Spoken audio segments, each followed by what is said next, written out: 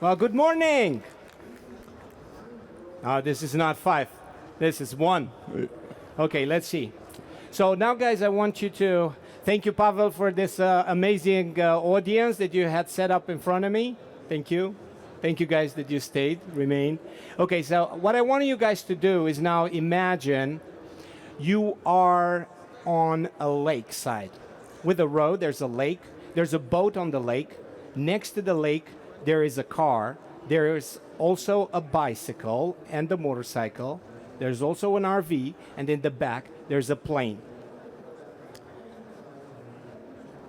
Now, hold on to that thought a bit.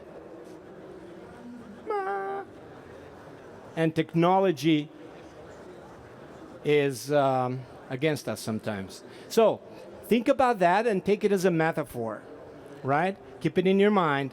You have all of these possibilities, and yet you, let's say, haven't learned how to captain a boat. You haven't flown a plane. You haven't learned how to fly a plane, or you didn't learn how to swim. And also, you didn't learn how to ride a bike or drive a car. Now, that's a situation you don't want to be, you don't want to find yourself into, right? Now, bam, that is not working properly. Anyway, Ionut Radu Munteanu is my name, and I've been in the entrepreneurship for the last 25 years. You can click it. Can you click it? Let's click it. Click, click. Perfect. So in the last 22 years, I've been an entrepreneur, and out of those years, about 15 I did in performance marketing. But one of the greatest things that I say defines me is that I'm still a student for fatherhood and stoicism, right? Now, of course, I'm on the final of my executive MBA, and that's has to sound a little cool. So what I'm going to talk to you today is about the myth of arrival. How many of you are familiar with the myth of arrival? Well, the myth of arrival is that moment in time that you arrive to after you had thought it through years ago. So, for example, you begin by believing that you want to make €1 million. And you say, I want to make €1 million in 10 years. Now, you're at the point where you're making $6,000 a year. And there's no way you will reach that point, right? So now, fast forwarding a bit, and 10 years pass and you get to 1 million. Now, what do you do next?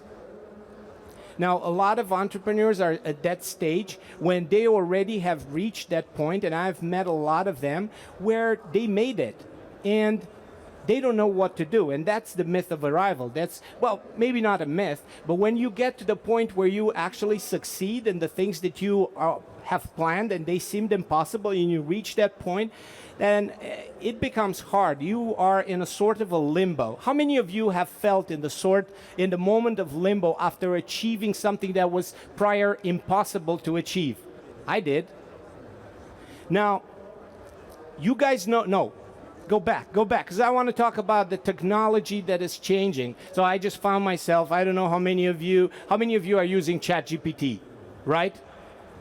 Now, how many of you are using Julia? Because I fell in love with Julia. Julia, it's a software that I was going this weekend, and I was at the executive MBA program, and there was this guy teaching us management of information technology, right? And he was doing all this data analysis, and he found out this. He told us about this Julia kind of programming language that was in between something like Python, but with the speed of C++. Now, you don't have to say that, well, yeah, but maybe you're a coder or a programmer, and I'm not. I'm just a regular folk. Okay, I understand a bit about technology, and let's say I'm a little educated in software, but not even closer to understanding what a programming language and how to program.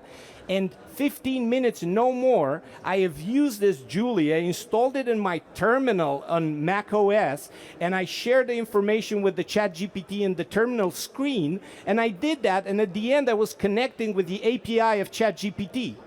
And I did this in less than 20 minutes because ChatGPT was seeing what I was doing in the terminal. So imagine how much skill it was in 20 minutes over there. Of course, I was familiar with ChatGPT, like all of you, but if I tell you that in 15 minutes you can do that, you may say, well, I don't know about that. So there's a lot of impossible tasks that will be achieved by people that actually question themselves. So now you know that talent expectations is also changing, and it's changing rapidly. How many of you really have seen and realized that the Gen Zs are getting older? Have you experienced this? The Gen Zs are getting older, and we're starting to think about what we're hiring the next generation. My children are the ones that are going to be looking, I'm going to be looking at them for the new hires. So the Gen Zs are almost gone when it talks about, when you think about next generation. And now we're doing the alphas.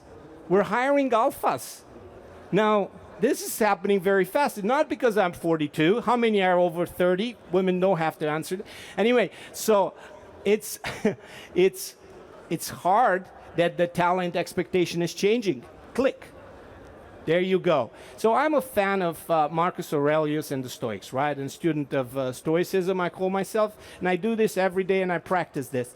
Well, if someone can prove me wrong and show me my mistake, I should gladly accept it, right? And change. Now, this is very powerful when it comes to change, because we have to be flexible. And this is click. And this is what happens when people remain students. But why not remain student? What happens to the entrepreneur or the founder or the one that has already made it in a way or another that doesn't stay a student, doesn't keep on learning? What's the reason behind it? Well, some people, especially in CEE, I don't know if you've seen or met some of these people, they say, well, I'm a little ashamed of saying I don't know. So I'm a little ashamed of saying that I don't know how to fix that problem. I'm not comfortable with solving this problem this way. And I don't feel comfortable with that. Well, I don't show it because I already made it, and if I show it, people will think that I'm weak. Now, that is one reason people don't remain students. Now, the second reason is I don't have time for this. I got all these fires to put off, and I have a lot of things to do, so I don't get the time to actually study.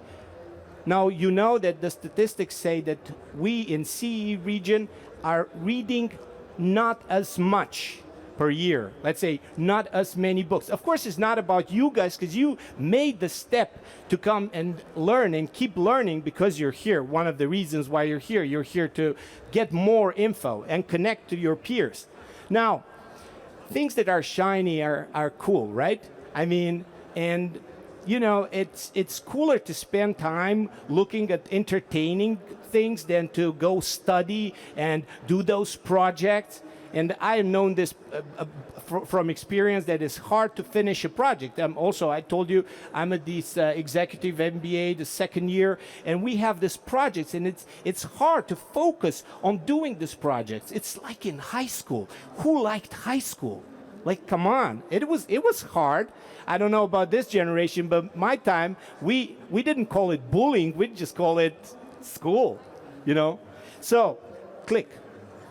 Now, I'm not saying now go learn how to pilot a plane, or go learn how to navigate a boat, or buy yourself a boat. I'm not saying that.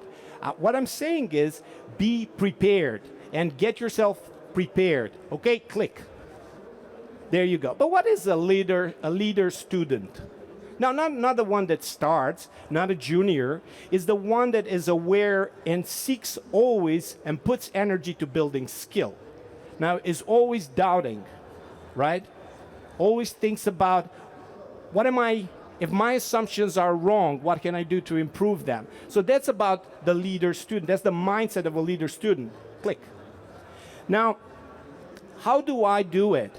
Now, I think teaching is a good method for people to learn, okay? So when I am in class and I'm teaching performance media, I go and I think about what I have to say, what are my experience, I regain those memories back, and that contextualized knowledge gets back to me. And then when I send it back, I have to make it clear, and so. And the other one is the moment where I connect to other peers. So you put yourself in the situation where you connect to peers that have the same challenges. You are the average of the 5 or 3 people around you, right? That you surround yourself with. So this is the situation with CEE Digital Alliance. And this CEE Digital Alliance, what we do is connect to each other, peers, agencies that have the same challenges, and leaders that have same challenges, and specialists that have the same challenges. And it is about mindset, because this guy here on the right, he's my competitor. We are 2 agencies in Romania that are a part of the CEE Digital Alliance, Web Digital, my agency, and Digital Workforce, the DWF. Of course, our partner NetPeak. Whoa. And this is the me and Mihai, so me and me and the competition, and we're sharing knowledge. We're sharing how to be better. So I surround myself even with the competition, and that is a mindset that I want to share with you guys today. Of course, we're going mentoring our people, meet with other people in 14 countries in CEE region. We send people to Poland, to Blue Rank sends people to OmniClick in Greece, and so on and so forth. And we have mentoring programs for C level and C-1 level. We share bottom up, top down, or whatever. And we do this so we can improve ourselves. Now, how does this drive regional growth? Now, I want to say a word, but I hope you guys don't mind. I'll say Trumpocalypse, and then you imagine what that is, right? Trumpocalypse, right? It's called Trumpocalypse, okay? I got it, okay. You got it, okay. Now, I don't know what happens there. It's not my business to get involved in politicals, you know. But what I'm saying is that if we as leaders and founders and entrepreneurs don't really accept the fact that we made it and we're still in the hungry region, right? Okay, we're still learning and we still develop our skills on, and we think clearly about how we can evolve, okay? Then this is driving regional change. Click. Now, I don't think we have to wait for a blackout, you know what I'm saying? Like it was a couple of days ago, a big blackout. But we don't have to wait for that to happen so that we can go back to being students.